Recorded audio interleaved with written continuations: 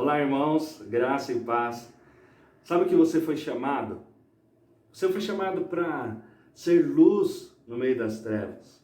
Você foi chamado para ser sal, para temperar, dar sabor, para mudar as coisas que estão ali na sua volta com toda a sabedoria, anunciando as boas novas do Senhor. E isso não está somente no aspecto espiritual, mas também está do nosso lado cívico. Eu e você, como cidadãos, devemos lembrar das nossas autoridades.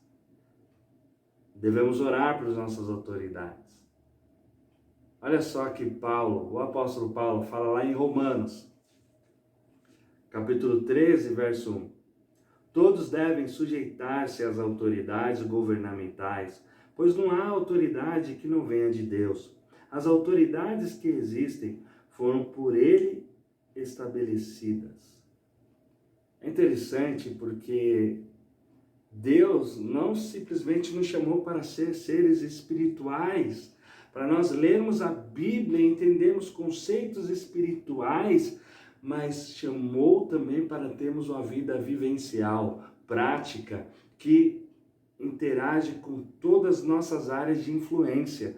Olha que interessante é isso. Esse evangelho, ele não é simplesmente as boas novas do Senhor, não interage somente no nosso espiritual, mas ele interage em nossos relacionamentos, nas pessoas que estão em nossa volta e principalmente no nossa cidadania, no nosso cumprimento das leis e submissão às autoridades. Sabe, é muito interessante olhar essa questão de autoridade, ser submisso às autoridades. Tudo isso começa lá na nossa infância, quando nós estamos crescendo, nós somos submissos a quem? A nossos pais. Os nossos pais vão falar, isso você pode fazer, isso você não pode fazer, vão nos orientar quais são as regras da casa, o que nós devemos fazer, o que nós devemos realizar durante o dia, aquilo que nós não podemos fazer. Eles são as nossas autoridades por aquele período de tempo. Depois nós vamos para a escola. Quem se torna autoridade em nossas vidas são nossos professores. Os professores dão leis, nos mostram como nós devemos nos comportar em sociedade, onde nós devemos interagir, quais são as regras que nós devemos obedecer, como funciona a sociedade e tudo mais. E isso tudo vai mostrando como nós devemos ser submissos. Também chegamos na fase adulta, estamos no serviço, nós devemos também obedecer ali o nosso chefe, a chefia, os nossos líderes ali dentro, e eles vão mostrar quais são as regras daquela instituição. E assim, em qualquer lugar que a gente vai, tem regras, tem leis que vão ser cobradas de nós, aquilo que nós devemos fazer e aquilo que não devemos fazer. Assim, somos eu e você como cidadãos dessa pátria. Paulo diz que as autoridades foram instituídas por Deus. O que isso significa? Independente do partido que esteja lá no poder, em qualquer esfera, Deus está no controle absoluto de tudo. E nós devemos fazer o quê? Obedecer às leis estabelecidas. Porque aquele que cumpre a lei, aquele que está obediente na lei, ele não vai ter problemas, ele não vai ter ônus nenhum. Pelo contrário, ele vai estar dando bom exemplo. Assim como eu e você somos servos do Senhor, devemos dar o bom testemunho na questão espiritual, na questão da ética, nós devemos também dar um bom testemunho como cidadãos que o Senhor nos chamou para se obedecer às nossas autoridades.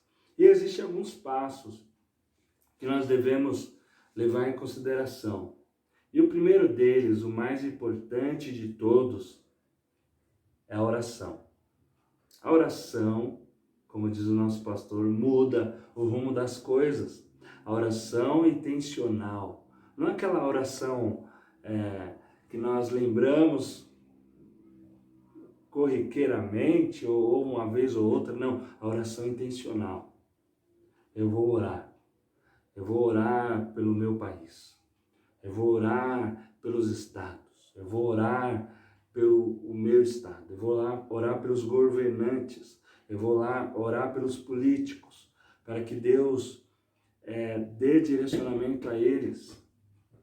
E assim eu vou intercedendo para que Deus haja segundo a sua vontade naquele governo, naquele momento, naquele instante.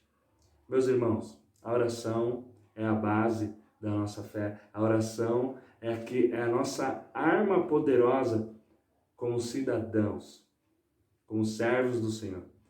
E o segundo é que eu e você, quando chegarmos nessas épocas de eleições, a primeira coisa que nós devemos fazer, duas coisas que nós devemos fazer: verificar o partido daquele candidato. Se aquele partido ele é íntegro, se aquele partido carrega em suas propostas, se suas propostas são íntegras, se suas propostas são leais ao povo, se eles não querem simplesmente o poder, se eles não querem simplesmente manipular o povo, mas se eles querem realmente ajudar o povo. E também se aquele candidato está comprometido com a população, se ele realmente quer trazer mudanças. Será que aquela proposta dele é viável? É eficaz? Aquela proposta, ela pode se tornar viável ou é apenas um sonho? Nós devemos avaliar essas duas questões. Essa é a segunda coisa que devemos fazer.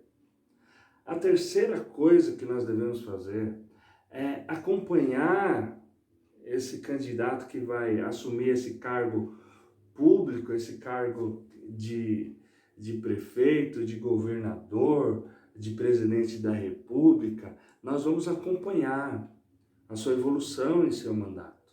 Nós vamos ver se realmente ele está cumprindo aquilo que ele prometeu.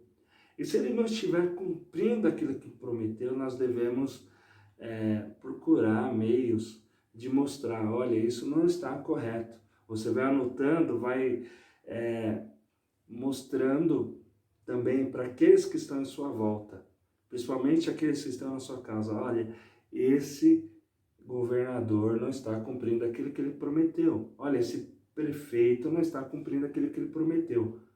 Mas devemos também falar: olha, esse prefeito está cumprindo aquilo que ele prometeu, olha só o que ele está fazendo.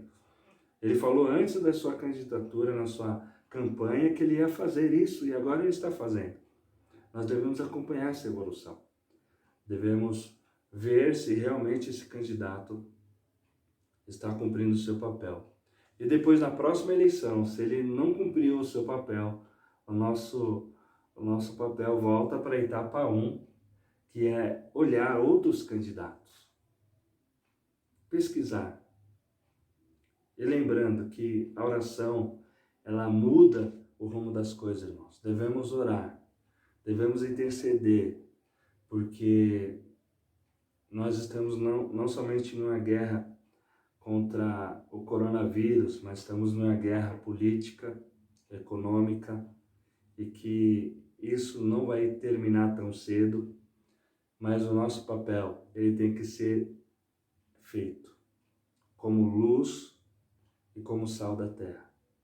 E por isso eu convido você a orar por nosso país, a orar pelos nossos governantes, orar pelos políticos, mesmo aqueles que a gente acha que não tem nenhum valor, mas nosso papel é orar e cumprir a lei. Não seja leviano, não seja leviana, cumpra o seu papel. Nós devemos cumprir o nosso papel de ser luz nessa terra. E uma das formas, e uma das extensões disso é sermos cidadãos conscientes de nossos papéis aqui, nesse local, nessa terra chamada Brasil. E por isso Deus nos colocou aqui, para multiplicar a fé e a esperança, mesmo no meio do caos.